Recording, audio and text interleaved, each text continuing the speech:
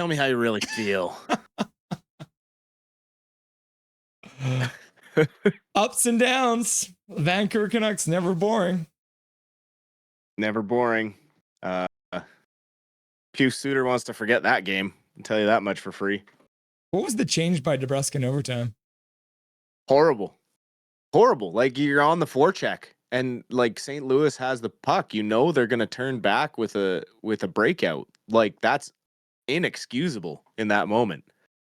Like, that's just brain dead. Kind of like when Myers was going to no man's land on that 2-on-2. Like, all he had to do was play his guy, and it's a 2-2 game still when they went up 3-2. Well, even Quinn Hughes on the last goal, right? Like, he goes and fully takes the shot. Like, you know that if you go and take this shot, you better make sure the pass doesn't get across, right? And he weakly went over and tried, like, I mean, the man probably played 4 minutes of that overtime already at that point, but still, like, that was not good play by Quinn Hughes on that last one. No, and he kind of left, like, I know guys are going to be mad at Petey because he bobbled that puck, but Hughes kind of left him out to dry there. He passed him into a corner of 3 Blues. Like, all 3 Blues were on Petey. He was trying to turn around and get possession of the puck, and with overtime, you got chopped up ice out there on the blue line, and the puck ends up turning onto its side. Pettersson loses it, and then it turns back the other way. But we were lucky to even be playing in overtime. I mean, thank goodness Boeser wires that one with 2 seconds left.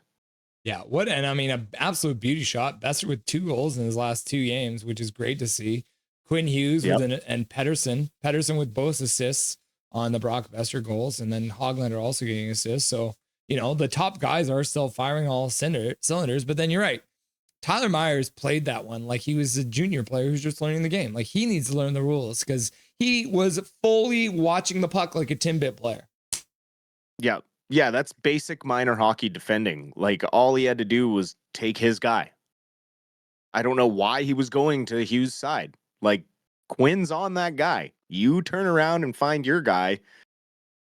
Simple as that. And, Suter 15% in the face-off dot tonight. Just horrible when you needed him to be. He was being sent out there in the defensive zone to win faceoffs, and the 2-1 goal, or the second goal for the Blues that they got off that draw there by Tucker. That's one that you gotta win. Lankinen makes a save and covers the puck to slow everything down. You go out there, you get supposedly the matchup you want, or the center out there that you want, and he can't win the faceoff for you. And a lot of that comes down to, I was looking at the event summary, trying to see who was on the ice with who, and Suter was out there for all 3 goals against, and so he was clearly getting hard matched against a line that he couldn't. That line couldn't defend, and instead of adapting and trying to get away from that matchup and making some changes, Tocchet just keeps going with his game plan and gets out coached. You could see that every time Pettersson came over the boards, Montgomery threw the Thomas line out there head to head, and the PD line had a hard time tonight until the third period generating much of anything. I got Suter's stats up on the board here. He's a -2. He's the only Canuck player that is a -2 tonight. Oh, sorry, I take that back. Tyler Myers and Quinn Hughes are both -2s as well. Yeah, well, and after that Myers blunder, as soon as he made that play, Hronek and Hughes were back together. Yeah. Yeah, I mean, you look at Quinn Hughes' times, right? Like, he played 30 minutes and 8. Are they that concerned with EP25? He only played 10 minutes and 21 seconds. Like, do they not trust him?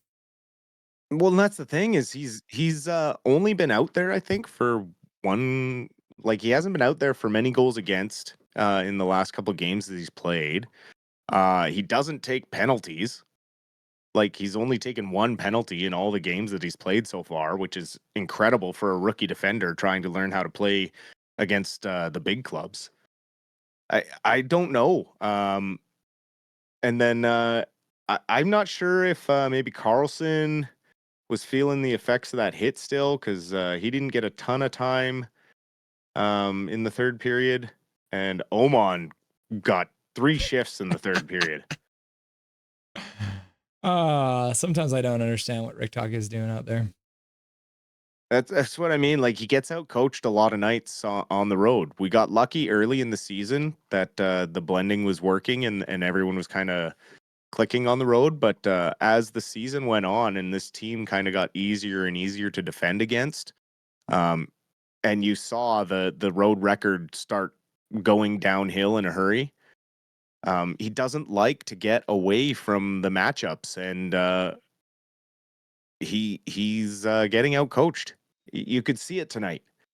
I just want to ask you, Dustin, can you see I just added a screen to the video feed that I give to you. Can you see it?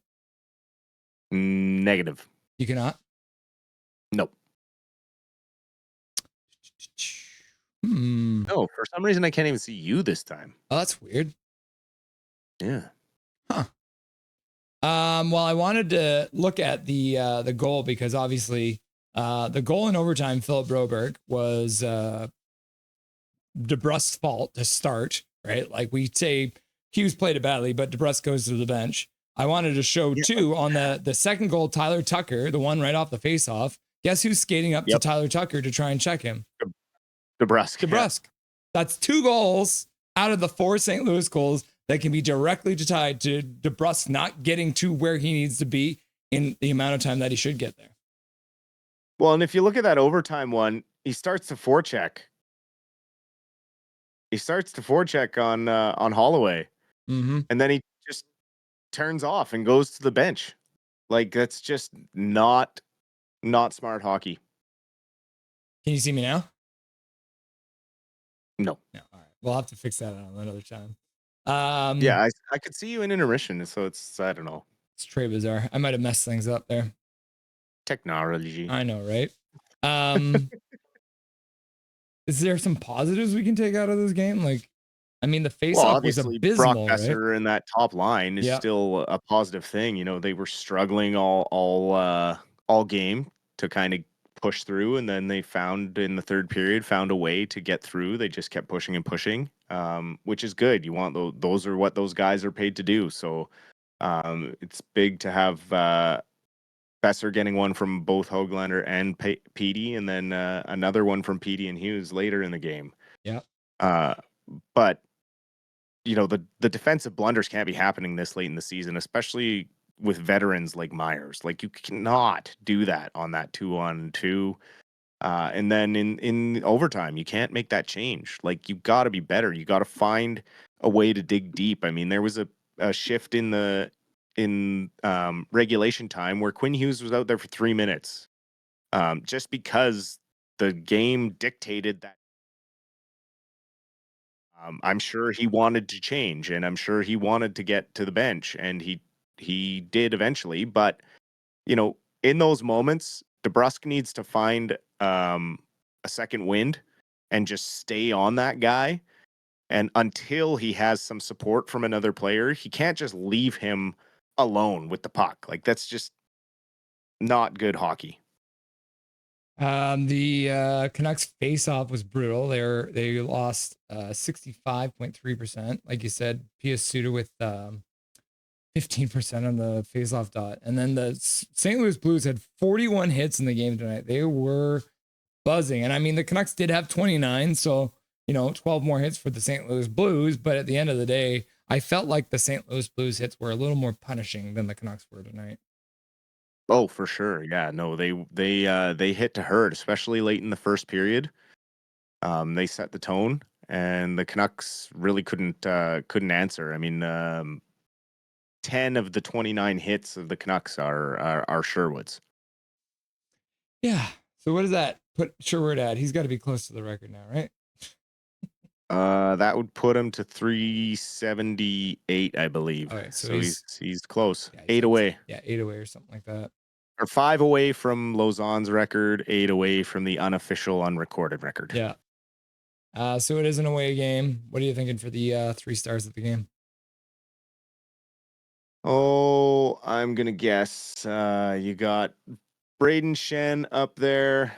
You probably got Broberg because he scored the game winner and it's away game. And then who else had Holloway because he had a goal? They weren't as brutal as that. Tucker gets the first start with a goal and an assist. Broberg gets the second start with the game winner, and then they gave Brock Boeser the third star with the 2 goals. So, well, there you go. Yeah, they did throw Vancouver a bone. Yeah, so I'm not upset about this. Is not as bad as we've seen sometimes on the 3 stars because sometimes it can be pretty wonky out there. But yeah, I mean, if I was given an unbiased 3 stars, I could go with that. Oh my goodness. The save in overtime by Lankinen right on the blue line or on the red line. Like, I thought that one was in. Yeah. Yeah, no, it's huge. Picks it, holds the post hard there. Man, I mean, thank goodness we got 1 point out of this because we still have that game in hand on St. Louis. Yep. And unfortunately, our New Jersey Devils weren't able to do us any favors. They gave up the 3-1 lead in the third period and lost 4-3 to Calgary, in regulation time. So the Flames picking up 2 points tonight, St. Louis picking up 2 points, and us only picking up 1. So work to do now in the playoff race. We don't quite drop to the I don't think we dropped the full 12% now in our chances of making the wild card because we got the 1 point, but it definitely didn't help our chances, that's for sure. Well, I mean, the thing is, at the end of the day, I've got the standings up on the screen for the viewers right now. St. Louis now sits in the last wild card spot, having played 70 games, so they got 12 games left to go, 77 points. Vancouver Canucks playing 69 today, giggity, with 76 points, and they're just outside the wild card spot. And the Flames, even with their win, because the Canucks got the 1 point, the Canucks are still ahead of them, but the Flames have a game in hand. So right now, St. Louis has played the most games. The Canucks have played the second most in Calgary. So depending on what happens in the next few games, you're going to start to see those games even up as well. Yep. Some intense times, meaningful games in March. Yeah, I mean, that's what we want to play, right? Absolutely. Yeah. Even though it's a roller coaster ride. I think Rod literally quit chat for a minute there and came back when we scored and then came back just to be disappointed because he said he didn't like the ups and downs. So that pretty much sums up how that one went for him. Yep. Low shots in the third period too. 5-5 the shots were. Yeah, it's weird third period, man. Shots 5-5 and 1, 2, 3, 4, 5 goals. Yeah. I'm trying to think of any kind of positives we can take out of this game, but it's hard when you lose like that. Yeah. That's a tough one because that's a must win. Like you needed the team to step up, and you get the high from Boeser tying it up late, and you get what you get in overtime. That's a tough one. Tough pill to swallow. Canadians also tied up their game, so they're in overtime right now with the Islanders. The Stars came back and tied up their game, so they're in the third period. So lots of ties. Jets and Oilers are tied. Sabres and Utah are tied. The Senators did not tie things up. They lost big. But the only other game, and then looks like the Panthers ended up winning that 1-0 in overtime, which was probably a thrilling game to watch, right? 1-0 in overtime is always fun. Ooh, yeah. Hopefully Buffalo can do us a favor and take out Utah in regulation, take a little pressure off of them chasing us. Yeah, it's 4-4 there right now, 1-1 in the second period. So we'll see what happens there, unfortunately. Abbey Canucks play again tomorrow night. It's a 5:00 start. They're out there in Winnipeg against the Manitoba Moose. They'll play again the next day against the Manitoba Moose at 4:00. So we got 2 Abbey Canuck games coming up. The next Vancouver Canuck game coming up on Saturday morning, 10 a.m. game. I wasn't able to change things around with the other guests. So I'll just have you on for the post-game show, but I'm sure everyone will still be happy. They'd be upset if you didn't get on for at least one part of the stream. Oh, I'll be there. I'll be there for post-game. So we can confirm PD's back. Brock Boeser's back. Was Demko on the bench tonight? I still don't even know. Was he on the bench? I didn't notice. If I pull up the roster report, it'll tell me, but where'd it go? It says Shelovs. Yeah, so there you go. I don't know if I trust this website sometimes, though. Oh my gosh. Well, let's hope that the slow start to the game will be left in St. Louis, because now they're on the road, so they can adjust to the time of playing on the or the East Coast. What are you expecting against the Rangers? First time we get to see JT Miller versus the Vancouver Canucks. Hard to say. That's going to be a tough game. Any game in Madison Square Garden stuff. They got a good crowd, good fans. Very early morning game for the body clock, so we'll have to be ready to go right out of the gate. I'm sure JT will have his team fired up and ready to go for that one, and hopefully our guys can match the energy. Sneak preview of the stats that you want, but you don't really need. This is only the second time in history the Vancouver Canucks are playing on Saturday against the Rangers in New York. Wow, there you go. Strange times. Very strange. Anything you want to say to chat before I let you go, brother? Tough one tonight, chat. That's a heartbreaker. But we're hanging in there with the wild card race. We didn't lose in regulation, which we were 3 seconds away from doing. So we did sneak a point out of there, which is good news. I know it's tough to lose in overtime, but hey, we'll be here with a smile on post game, hopefully with a win to review on Saturday morning. Enjoy the rest of your night, Dustin. We'll talk to you soon. You too. We'll see you post game Saturday. Nothing is perfect.